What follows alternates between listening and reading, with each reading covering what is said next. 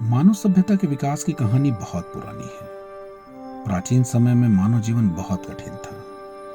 तब प्रकृति के रहस्यों से हम पूरी तरह अनभिज्ञ थे।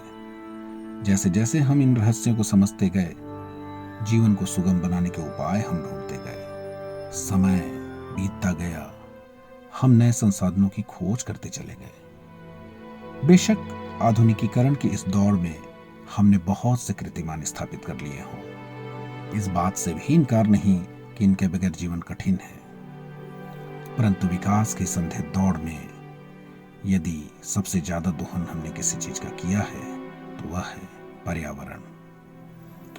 आवश्यकता से आगे अब हम प्रकृति के दोहन पर उतर आए। प्राकृतिक संपदाओं को हमने नष्ट करना शुरू कर दिया। हमने वृक्षों की अंधाधुंध कटाई शुरू कर दी।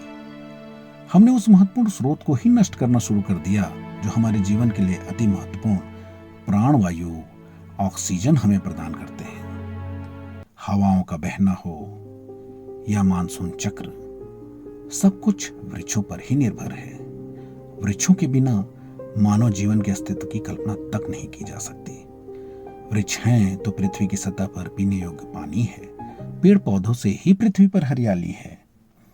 यह कार्बन डाइऑक्साइड को अवशोषित कर हमें ऑक्सीजन प्रदान करते हैं। वातावरण में विभिन्न गैसों का संतुलन बनाकर रखते हैं। सूर्य की घातक पराबैंगनी विकिरणों से हमें बचाकर रखते हैं।